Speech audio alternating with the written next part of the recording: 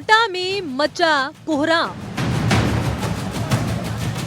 तलवंडी का ये पूरा इलाका है। कोचिंग के स्टूडेंट्स यहाँ पर बड़ी संख्या में रहते हैं। कोचिंग सिटी में दर्दनाक हादसा। रेस्टोरेंट की बिल्डिंग गिरी।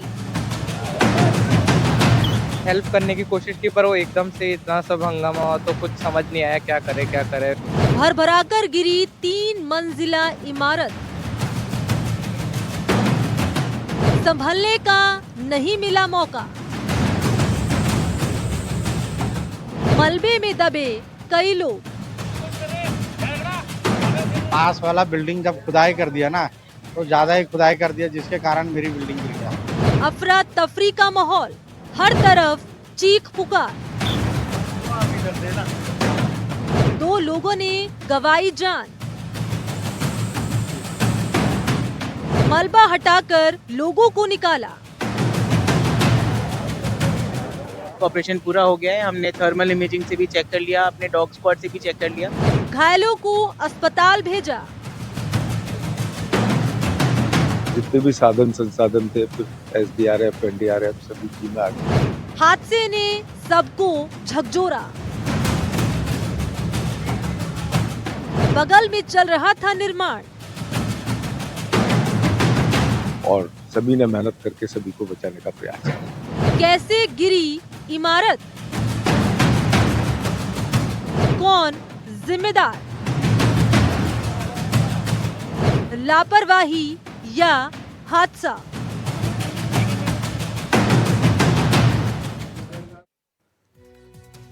कोटा शहर में शनि का वार दिखा।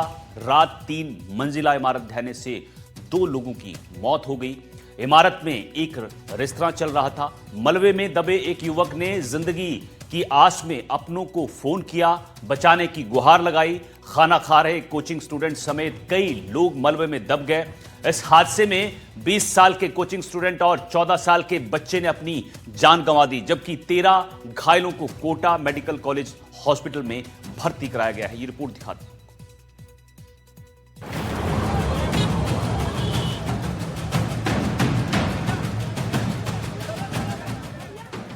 बिल्डिंग गिरी, मचा कोहराम, चीख पुकार। मलबे में लोग दबे, 2 की मौत, कई घायल। रेस्क्यू ऑपरेशन, मंत्रियों का निरीक्षण। यह हादसा सिर्फ एक इमारत का गिरना नहीं, ये सिस्टम की लापरवाही का मलबा है, जिसके नीचे दब गई 2 जिंदगियां और कई सपने।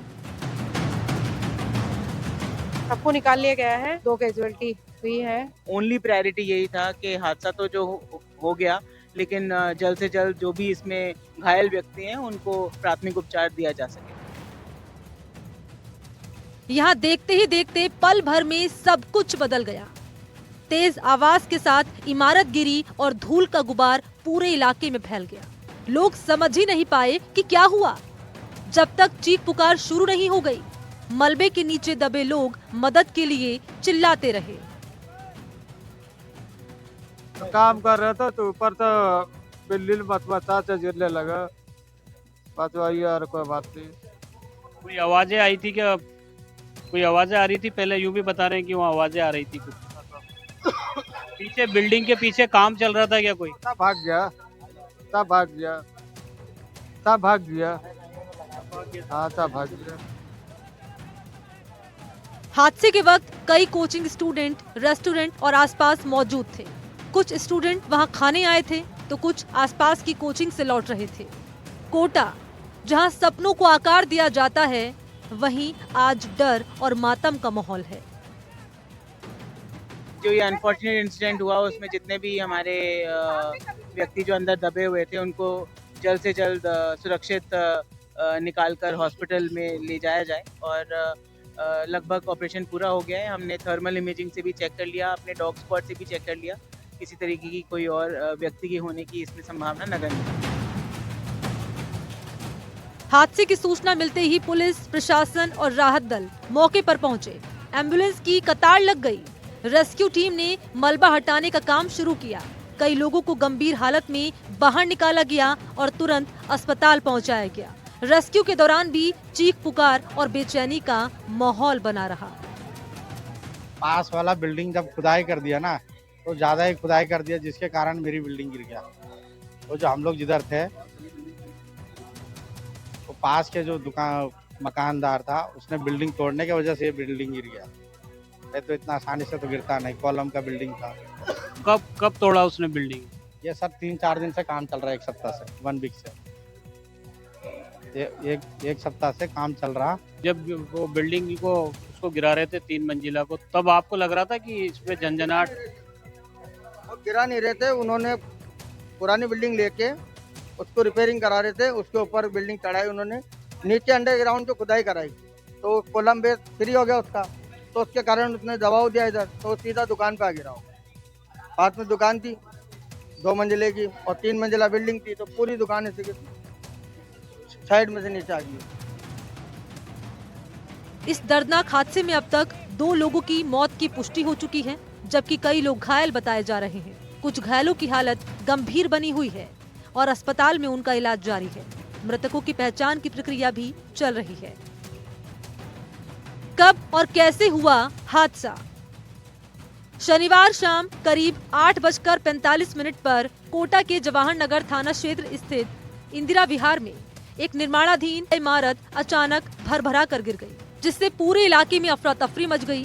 हादसे के तुरंत बाद आसपास मौजूद लोगों ने हिम्मत दिखाते हुए मलबे में दबे लोगों को निकालना शुरू किया और अस्पताल भिजवाया। बताया जा रहा है कि बिल्डिंग के पास निर्माण कार्य चल रहा था। पास में जो बिल्डिंग है उसका जो काम चल रहा था, उसकी वजह से ये बिल्डिंग जो है कंपन कर रही थी, इसमें वाइब्रेशन हो रहा था। जो रेस्टोरेंट है उसमें कार्यरत एक कर्मचारी जो है हमारे साथ मौजूद है, जो कल छुट्टी पर थे। कल आप छुट्टी पर थे, इस दौरान ही हादसा हो गया। तो पहले क्या परेशानी हो रही थी आप लोगों को? 2 दिन पहले आ रहा था, जब कह रहा था कि मैंने बिल्डिंग हिल रही है, बस इतनी सी बात हुई थी मेरे। उसके बाद मैं निकल जाता हूँ सर, 10 बजे। महसूस हो रहा था आपको? नहीं, कुछ भी महसूस नहीं हुआ, बस बिल्डिंग थोड़ी हिलने की महसूस हो रहा था मेरे को। सबसे बड़ा सवाल यही है कि आखिर ये हादसा कैसे हुआ? क्या जिम्मेदारों पर कार्रवाई होगी? क्या बिल्डिंग जर्जर हालत में थी या फिर सुरक्षा नियमों की अनदेखी की गई? प्रशासन ने जांच के आदेश दे दिए हैं, लेकिन कोटा के लोग जवाब चाहते हैं। कोटा से शाकिर अली की रिपोर्ट, एनडीटीवी राजस्थान।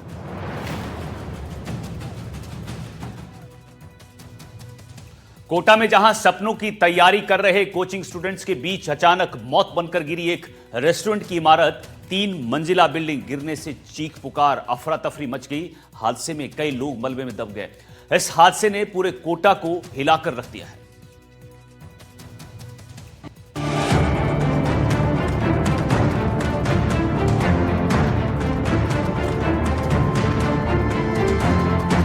मौत की बिल्डिंग, बेपरवाही की नींद। कोटा में बिल्डिंग धड़ाम, मचा कोहराम। 2 लोगों की मौत, कई लोग घायल। 1 फ्लोर की इजाजत 2 फ्लोर कैसे बन गए? रात का वक्त था, रेस्टोरेंट में छात्र खाना खा रहे थे। कोई नोट्स पर चर्चा कर रहा था, कोई घर फोन लगाने वाला था। लेकिन अचानक तेज आवाज, धूल का गुबार और देखते ही देखते 3 मंजिला इमारत भरभरा कर गिर पड़ी। साली ने फोन किया, वहाँ किसी के फोन से इसको नंबर याद था, जो घर पे, मेरे घर पे, मैं जब घर पे था, फोन आया, फिर उठ के सीधे फिर हम बस। आप क्या नाम?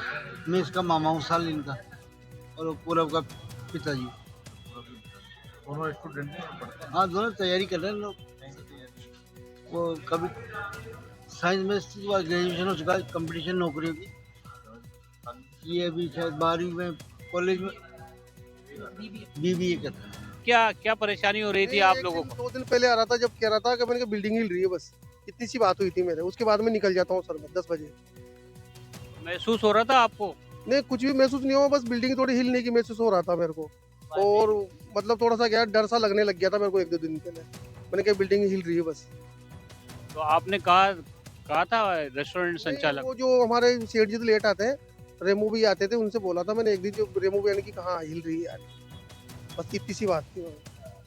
उसके बाद में मैं एक छुट्टी पे था, उस दिन दूसरे दिन गिर गई। आप लोगों ने इस बारे में कहा नहीं, बताया नहीं लोगों को कि ये बिल्डिंग में हो रही? उनको भी पता है, रेमू भैया ने सेठ जी को बोला होगा सेठ जी को मैं एक दिन शाम को आया, मेरी बात नहीं चीत नहीं हुई, फिर मैं निकल गया था। सेठ जी नहीं मिले मेरे। इस हादसे में सबसे ज्यादा चोट छात्रों को आई।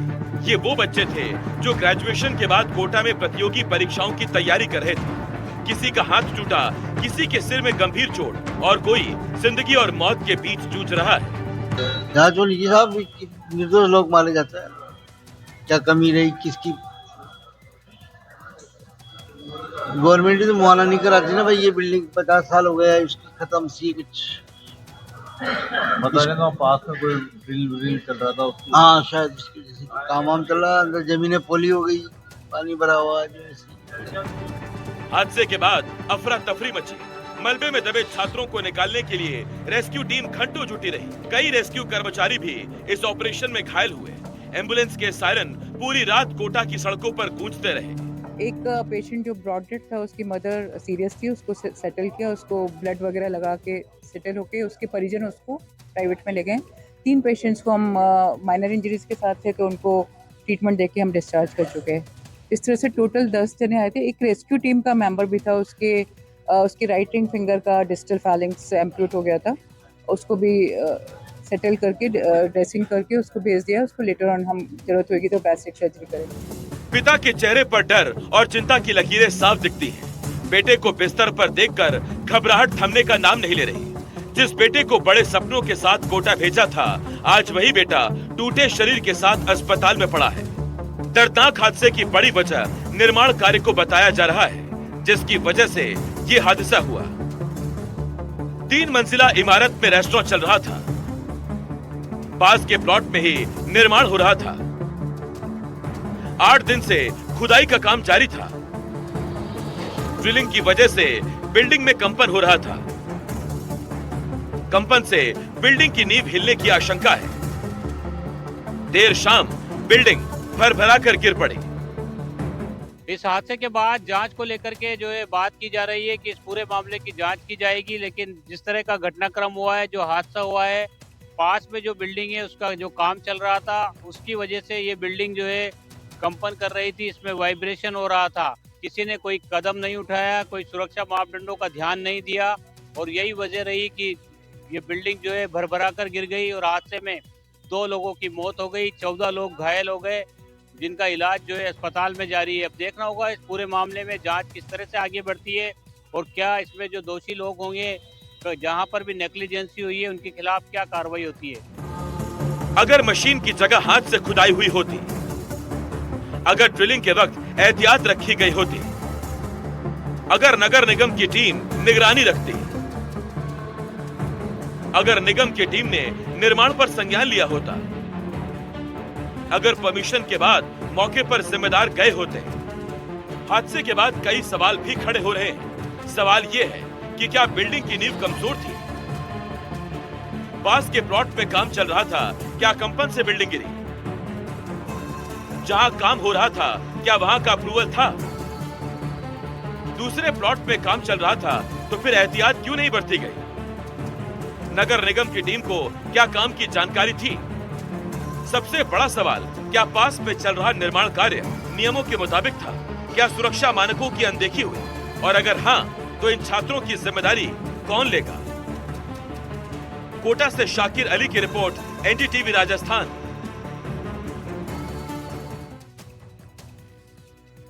कोटा एक ऐसी जगह जहां सपनों की तैयारी होती है, वहीं एक मां की दुनिया उजड़ गई, सपने खत्म हो गए।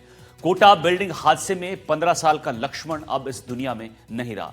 विधवा मां का इकलौता सहारा जो घर से निकला था, बस इतना कहकर कपड़ा बेचकर कुछ खाकर आता हूं मां, लेकिन वो लौटकर कभी नहीं आया।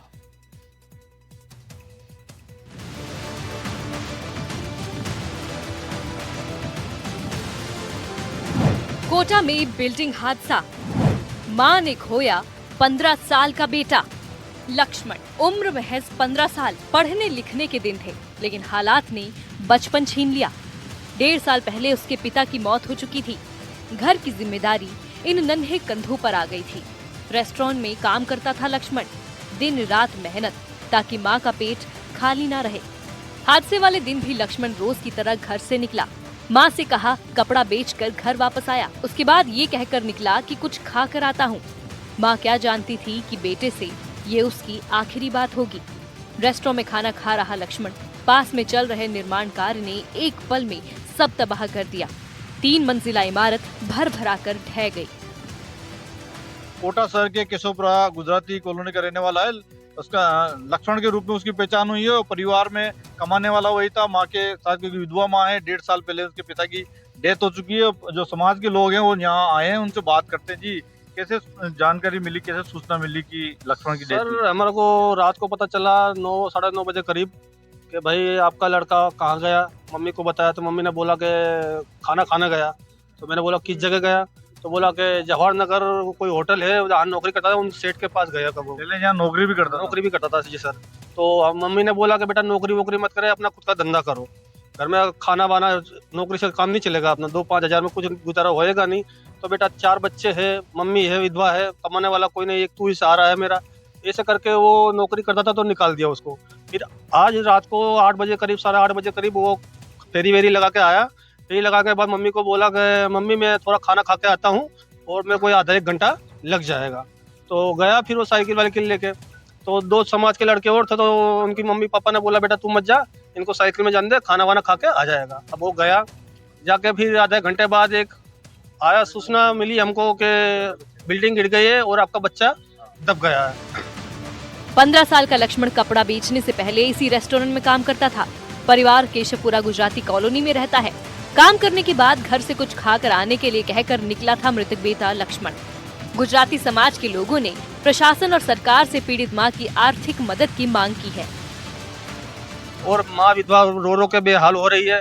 हम समाज वाले खुद हमारे खर्चे से यहाँ पर। में कितने लोग हैं लक्ष्मण के? लक्ष्मण के अभी 2 छोटी बहनें रह गई है, 1 छोटा भाई रह गया, बस एक माँ है विधवा, बाकी उसके अलावा कोई है नहीं। सरकार से क्या डिमांड है आप लोगों की? सरकार से यही कहना चाहता हूँ मैं जी सर, जो विधवा है, बच्चे हैं, उनको आप मुआवजा दो, उसका हर्जाना दो। जवान लड़का गया, 15-16 साल का लड़का है, कमाने वाला एक ही था, उसके अलावा उसके पास कोई दूसरा जुगाड़ है नहीं। बाकी जो भी सरकार को बोलता हूँ मैं, तो सरकार आप इसकी सुनो। दर्दनाक हादसे के बाद मलबे के नीचे 15 साल का लक्ष्मण दब गया। जब तक मदद पहुंची बहुत देर हो चुकी थी।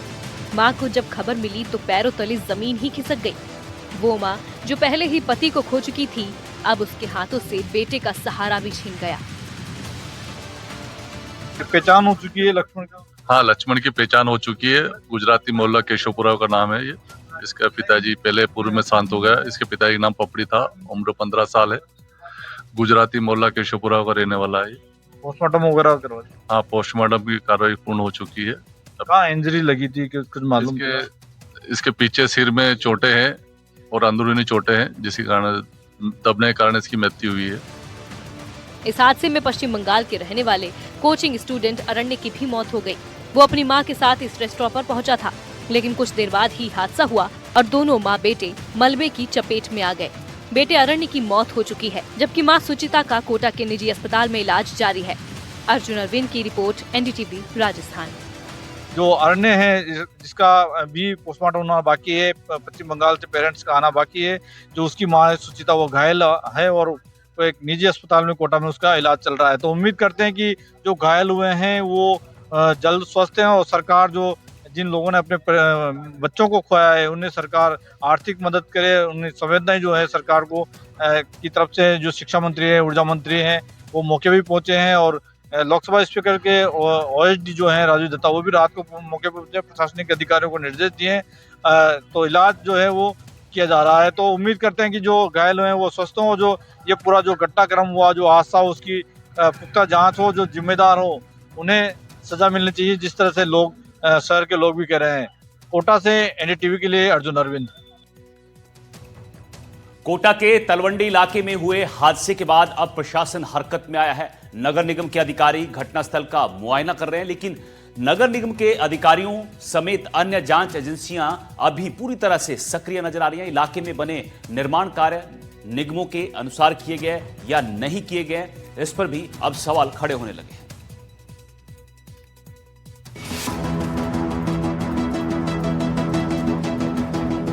FSL की टीम और निगम के कर्मचारी कोटा के तलवंडी इलाके में 3 मंजिला इमारत भर भरा कर गिर गई, जिसमें मलबे में दबकर 2 लोगों की मौके पर मौत हो गई। हादसे के बाद अब ढही इमारत का मलबा हटाने का काम चल रहा है। जेसीबी मशीनों की मदद से एक एक करके भारी पत्थर, सीमेंट के स्लैब और लोहे के सरिये हटाए जा रहे हैं।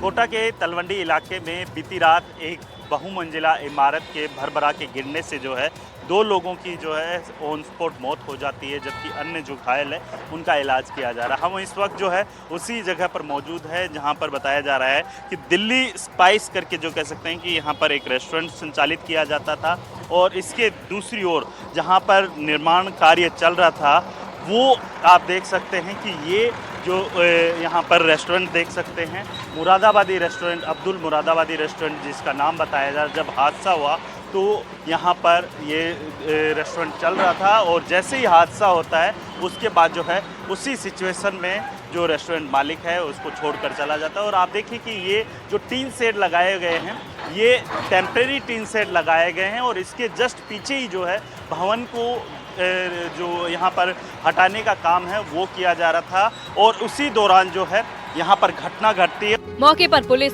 प्रशासन और नगर निगम की टीमें तैनात हैं। हर कोई ये जानने की कोशिश में है कि मलबे के नीचे कहीं कोई और तो नहीं दबा रह गया।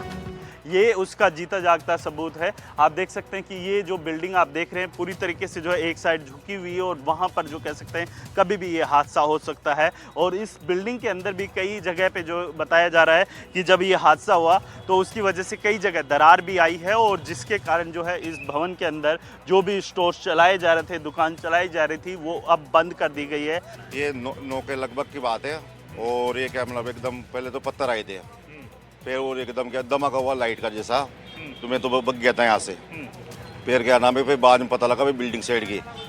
फिर हम गए सारे को वहाँ पर, फिर उनको निकाला बाहर, जो दब रहे थे जो निकाल के दबे हुए थे उसमें 3 4 5 तो दब रहे थे अंदर तो कोई बाद में देखा नहीं। आपने भी निकाला था? हाँ, जो उनका जो सेट था ना वो कोने पे दब रहा था, जो उसको निकाला था। बहुत सारी एसपी वगैरह कलेक्टर साहब आ गए थे, लेकिन जेसीबी बहुत लेट आई है। जेसीबी पौन घंटे बाद आई है। जेसीबी आ जाती पहले से, जैसे और साधन तो आ गया था, लेकिन जेसीबी का कारण था यहाँ पे, उस जेसीबी बिना मलबा नहीं हट सकता। हादसे का शिकार हुई बिल्डिंग के पास जिस बिल्डिंग में निर्माण कार्य चल रहा था उसके मालिक के खिलाफ FIR दर्ज कर ली गई है। वहीं नजदीकी भवन मालिक ने NDTV से बातचीत में बताया कि निर्माण असुरक्षित तरीके से चल रहा था। कोटा के तलवंडी इलाके में जिस तरीके से निर्माणाधीन भवन के वाइब्रेट की वजह से जो है एक दूसरा भवन है वो बरबरा कर गिर जाता है, जिसमें 2 लोगों की मौत है वो हो जाती है, और शेष जो घायल हुए हैं 14 के करीब, उन घायलों का इलाज जो है नज़दीकी अस्पताल में किया जा रहा है। मेरे साथ बातचीत करने के लिए योगेश सर हैं। योगेश सर, कितने बजे की ये घटना है और कब आप लोगों को सूचना? कल रात को 8 से 8:30 बजे के बीच में जो है इस चीज़ के बारे में जानकारी प्राप्त की। ओपेरा रोड पे जवाहरनगर थाना क्षेत्र में जो बिल्डिंग है वो गिर गई है। तो उसके पश्चात तुरंत प्रभाव से जो प्रशासन और पुलिस जो है वो एक्टिव होते हैं, और रेस्क्यू कार्य चलाया गया, और रेस्क्यू कार्य के अंदर 2 बॉडी जो है वो रिट्रीव की गई, और 9 अन्य घायल हैं उनको विभिन्न हॉस्पिटल में इलाज के लिए भिजवाया गया। अभी सर घायलों की स्थिति कैसी है, क्योंकि लगभग 14 के करीब जो है अन्य घायल हैं उनका अस्पताल के अंदर इलाज चल रहा है? जो टोटल अभी तक जो जानकारी में आया था 9 घायल हैं। 9 में से कुछ घायलों को डिस्चार्ज किया जा चुका है, कुछ घायल अभी भी हॉस्पिटल्स में एडमिट है, जो कि विभिन्न हॉस्पिटल्स में एडमिट है। इमारत के गिरने के बाद से हर कोई दहशत में है। इमारत के मलबे के सैंपल इकट्ठा कर रहे हैं। सीमेंट की गुणवत्ता, लोहे की मजबूती और निर्माण में इस्तेमाल किए गए सामान की जांच की जा रही है। जांच का मकसद साफ है, क्या ये हादसा प्राकृतिक था या लापरवाही का नतीजा?